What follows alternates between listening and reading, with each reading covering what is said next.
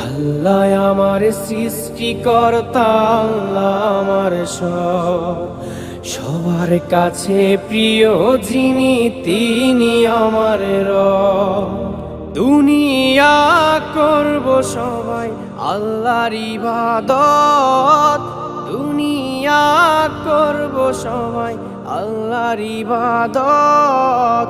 সব কিছুতে দিবেন তিনি তারই রহমত, সব কিছুতে দিবেন তিনি তারই রহমত।